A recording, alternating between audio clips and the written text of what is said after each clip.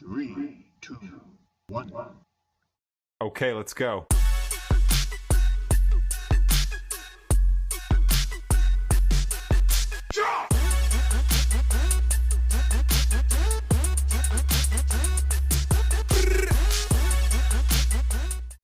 Halo, selamat datang bertemu kembali dengan kami Ruang Sidang Santai. Ya, pastinya dengan suasana yang berbeda ya. Ya kita sekarang coba di luar lah teman-teman, biar gak bosan di dalam terus.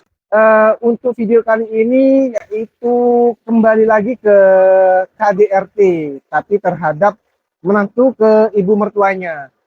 Tempatnya bukan KDRT kalau kayak Apa? gitu, bukan KDRT. oh, tinggal KDRT. Bukan. Ya kekerasan, tapi ini bukan dalam rumah tangga. Oh ya, teman-teman maaf ya. Jadi kekerasan tapi bukan dalam rumah tangga. Jadi intinya menantu terhadap ibu mertuanya. Ya, kronologinya berada di Kendari, tepatnya pada tanggal 7 April 2024. Dan intinya si menantu ini menyewa pembunuh bayaran sampai Sampai Mas seperti Undong. itu ya. Ya gitulah. Sampai seperti itu ya. Apa saking bencinya atau ada dendam yang terpendam apa gimana? Kalau menurut Mas Untung sendiri ya apa Mas pendapat itu Mas? Kok sampai segitunya? Iya. Apa ada beberapa Saya faktor? kadang heran. Maksudnya seorang anak, nggak peduli anak atau menantu ya terhadap orang tua atau terhadap mertuanya. Saya kadang heran, kok bisa tega sampai seperti itu gitu loh. Mungkin kan banyak faktor itu Mas. Mas Iya, Untung. betul. Banyak faktor. Mungkin kita nggak tahu juga masalahnya si menantu terhadap mertuanya tuh gimana, perlakuan mertua terhadap menantunya juga gimana gitu. Tapi seburuk-buruknya ya kok sampai kayak gitu Iya, ya. kalau saya sendiri kan berpikirnya, ya sesalah-salahnya orang tua ya, ataupun bahkan seburuk-buruknya orang tua atau mertua, itu kita nggak boleh sebagai anak membenci. Kita nggak boleh sebagai anak atau bahkan ingin membalas perlakuan mereka. Itu nggak boleh, karena tetap gimana pun juga, makanya kan nggak ada istilah orang tua durhaka, itu nggak ada. Nggak ada. Karena yang namanya anak nggak akan pernah bisa balas kebaikan orang tua, balas apa yang sudah orang tua berikan, itu nggak akan pernah bisa. Karena status menantu itu sama seperti anak kandung seperti Iya, sebetulnya. iya. Ketika sudah menikah, ya nggak, sebenarnya mertua dan menantu itu hanya istilah, tapi sudah jadi orang tua, sah jadi orang tua. Ketika suami istri sudah berkumpul atau berhubungan suami istri dalam agama Islam kan, ya orang tua atau mertuanya itu sudah nggak boleh. Bahkan kita pun sudah nggak batal jadi muhrim kita. Gitu juga ada istilah, banyak istilah kalau sudah menikah itu, kalau bisa diusahakan harus lepas dari orang tua atau kalau bisa berumah tangga sendiri, berumah sendiri. Itu gimana pendapatannya Mas Untung sendiri? Agar dengan tujuan mungkin menghindari kejadian seperti itu juga, cekcoknya antara menantu dan mertua gitulah. Ya mungkin kalau istilahnya mereka berkeluarga sendiri ya, punya rumah sendiri, terus pisah dari orang tua ataupun mertua, itu menurut saya juga harus berdasarkan doa restu orang tua. Ya, kalaupun mau memaksakan punya rumah sendiri, tinggal sendiri, ya gimana caranya orang tua juga harus memberikan doa restu. Dalam artian ya kita harus meyakinkan mereka, harus membujuk mereka sampai memberikan doa restu. Kalaupun mereka nggak memberikan doa restu, menurutku kalau kita mau berkeluarga sendiri, menurutku juga sedikit nekat sih, Karena sedikit masih belum nekat. punya pengalaman juga mereka. Selain itu iya tidak punya pengalaman, tapi menurutku juga doa restu mereka itu penting sekali. Doa restu mereka itu penting sekali. Kalau kita tetap memaksakan ya nekat sekali. Artinya proses kita mungkin tidak akan semudah yang kita rencanakan. Banyak rintangan Mungkin kita kan juga nggak tahu, kita hanya inilah ya, memandang. Meskipun dalam segi aturan sendiri kan tidak ada yang mengharuskan atau tidak ada yang melarang. Artinya tidak ada yang mengharuskan harus tinggal sendiri. Tidak ada juga yang melarang tinggal sama orang tua gitu. Tapi makanya dalam hal itu menurutku Ada kesepakatan di antara mereka atau gimana? ya doa restu itu tadi, Intinya. doa restu dari orang tua itu tadi. Karena banyak sih Mas Untung yang saya baca di sosial media kritikan dari terutamanya dari perempuan itu banyak ketidakcocokan, takutnya banyak ketidakcocokan antara mertuanya. Jadi mengantisipasi mereka mereka berumah tangga sendiri, berumah sendiri dengan tujuan jika ada apa-apa setidaknya keputusan antara Ada di suami dan istri tanpa hanya ada berdua campur lah tangan ya, orang tua. campur Nah, tangan orang tua. sebagai kita lelaki, jika ada dihadapi dengan masalah seperti itu, Mas Untung, gimana pendapat kita? Sang istri, calon istri inginnya Mungkin tinggi memang tangga benar sendiri. yang dikatakan orang. Saya sendiri kan ya masih sebagai anak ya, ya orang tua juga, tapi anak-anak kan masih kecil ya. Artinya dalam hal itu saya belum pernah menjadi orang tua, belum pernah menjadi mertua juga. Jadi saya juga nggak bisa menyimpulkan secara real atau secara pengalaman. Tapi yang beberapa yang saya ketahui ya, memang kalau terkait hal itu, orang tua sebesar apapun kita akan tetap dianggap anak kecilnya. Benar. Ya, sebesar apapun kita, meskipun kita sudah tua, punya anak, punya cucu, sama orang tua kita tetap Putra kecilnya. dianggap anak kecilnya.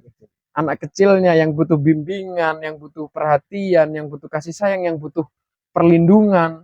Makanya kadang ya orang tua kadang selalu berselisih paham kan. Karena ya itu tadi, orang tua tetap tetap menganggap kita itu anak kecilnya yang Anak kecil. perlu dilindungi. Orang tua yang paling tahu kita bagaimana gitu, meskipun secara fakta kita sudah bisa membedakan benar dan salah, sudah bisa menjalani semua itu sendiri. Tapi yang namanya orang tua nggak bisa. Sampai kapanpun itu nggak akan bisa. Kita tetap anak kecil mereka gitu. Nah, terus kalau terkait menikah ya kumpul dengan mertua ataupun orang tua. Nah, ya kebanyakan memang kalau menantu laki-laki jarang sih terjadi perselisihan Jarang, seperti bahkan itu. hampir tidak ada. Hampir tidak ada. Tapi kalau seperti yang terjadi Kendari ini kan menantu perempuan ya. Mungkin menantu perempuan itu merasa suaminya itu adalah haknya dia. Iya. Ya, suaminya itu adalah haknya dia karena ya Sampai kapanpun dia anak laki adalah milik ibunya. itulah yang akhirnya menjadi Stres. menjadi dualisme antara istri dan Ibu mertuanya. Ibu mertua tetap menganggap anaknya sampai kapanpun juga gitu loh. Anak laki-lakinya itu adalah tetap anaknya Sampai dia mati. sedangkan istrinya menganggap suaminya adalah haknya, tanggung jawabnya dia. apa namanya, miliknya gitu loh. Suamiku adalah milikku, sedangkan seorang ibu juga menganggap pasti anak laki-lakinya ada milikku. Makanya di situ untuk menyingkronkan hal itu memang sedikit sulit. Perlu adanya pemahaman antara suami dan istri. Ya, istrinya, menantunya itu juga harus paham. Menantu perempuan ya, menantu perempuan ini juga harus paham. Suatu saat dia juga bakal jadi ibu. Benar. Ya, suatu saat dia bakal jadi ibu. Kalau anak laki-lakinya dia jauh sama dia, bagaimana perasaan dia? Seharusnya sama-sama paham. Iya, karena perempuan dan perempuan. Karena kita tidak selamanya menjadi seperti ini. Suatu saat kita akan jadi orang tua juga. Suatu saat kita akan jadi mertua.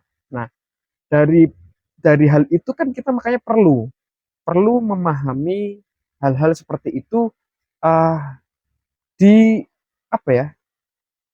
Dicoba di diri kita. Kalau kita dalam posisi seperti itu, kira-kira kita gimana? Apa yang kita rasakan kan gitu. Jadi kasarannya si perempuan itu masih belum sepenuhnya mengenal dirinya sendiri. Mungkin bisa jadi. Karena kalau dia paham pasti paham posisi ya. Paham posisi paham juga posisi. orang lain. Dia juga perempuan, bakal jadi ibu. Betul. Tidak kemungkinan besar juga memiliki anak laki-laki. Suatu saat jika dibalas dendamkan seperti itu, bagaimana kan gitu. Seharusnya kalau dia paham, pasti paham posisi sang ibu mertua itu gimana. Betul. Dan yang perlu diingat ya sebenarnya mertua itu hanya istilah. Itu sudah nggak ada dalam hal hubungan keluarga ya sudah orang tua. Cuma istilahnya aja mertua. hanya silsilah kayak Iya, seperti hanya tahu urutan gitu. hanya istilah aja mertua. Tapi kalau secara status ya orang tua. Ibu-ibunya juga. Iya, nggak ada. Makanya kalaupun kalaupun mereka ibaratnya sampai mengutuk ya, ya pasti bakal sulit proses perjalanannya. Yakin saya pasti sulit. Karena ya anggap aja orang tuanya yang mengandung, membesarkan ya, membesarkan suaminya. Artinya kan dibesarkan, dikandung, disayangi dari kecil sampai sebesar itu. Setelah jadi seorang suami dia ambil. Sakitnya. Iya, Harusnya gimana harus kan gitu. paham harusnya. Bahkan memang dalam agama pun kan laki-laki itu statusnya sampai kapanpun itu bertanggung jawab sama orang tuanya, khususnya ibunya, bertanggung jawab sama Istrinya, kakak atau adik perempuannya. nah, Ya, yang pasti juga sama istri dan istri dan anak-anaknya. anak-anak perempuan. Itu. Makanya mungkin dalam hal ini peran peran laki-laki sebenarnya yang diperlukan untuk menyeimbangkan hal itu. Bagaimana meyakinkan ibunya, ya, bagaimana juga meyakinkan istrinya.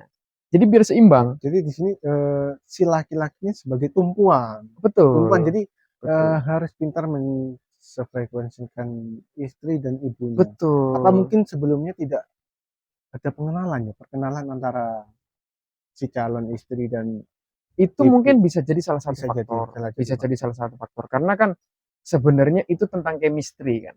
Benar. Tentang chemistry. Ketika nggak ada chemistry kan, ya pastinya Tidak akan ada. akan mudah untuk miskomunikasi. Terus juga ah kalau katanya orang Jawa kan witing tresno jalaran saka kulino ya. Benar. Sayang atau cinta itu karena terbiasa ya sama.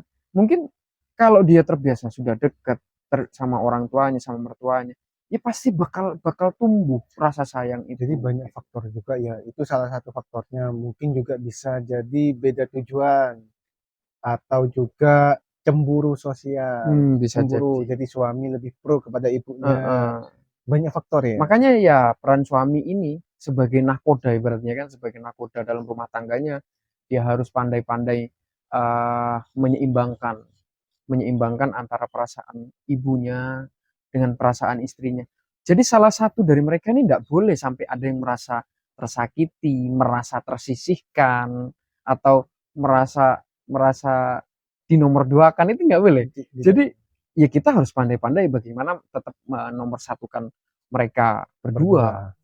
Dua orang menjadi nomor satu. Iya, apalagi kalau sampai kasus di Kendari ini kan saya lihat beritanya, sampai sampai merencanakan pembunuhan. Bayaran. Nah, kalau Iya. kita berbicara lagi tentang pembunuh bayaran, itu gimana untuk hukum dasar-dasar hukum? Ya, kalau itu sudah pasti masuk pasal 340 kan pembunuhan berencana.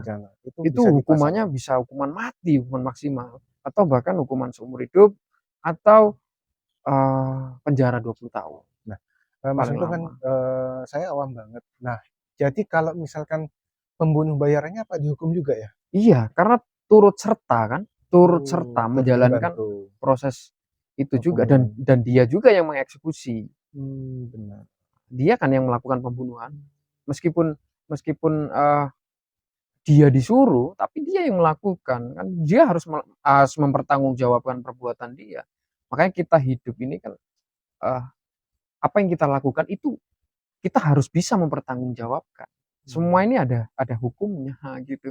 Bahkan kalau kita bicara luas ya, hukum itu nggak terjadi di dunia saja kan gitu. Apa yang kita perbuat di dunia ya harus kita pertanggungjawabkan baik di dunia maupun di akhirat kan gitu. Ya. Mas Untung terima kasih banyak untuk pencerahannya pada sore hari ini. Semoga bermanfaat untuk teman-teman juga yang menonton. Tidak hanya teman-teman, di sini kami juga sama-sama belajar, sama-sama sharing, berbagi cerita, berbagi pengalaman gitu. Melewat video ruang. Jangan salah kalau ada kalau ada kurang tepat, salah, benar. bisa kritik bisa dan dituliskan di kolom komentar aja. Gitu jangan sungkan-sungkan ya. Jadi kesimpulannya dari video ini tidak cukup untuk chemistry antara pasangan suami dan istri.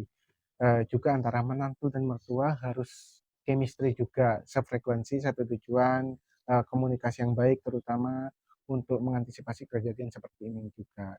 Mungkin sekian video dari kami. Jika ada yang kurang Ya, kami mohon maaf. Cukup sekian ya. Ya, sekian. Terima kasih. Sampai jumpa. Sampai Terima jumpa. kasih. Thank you for watching.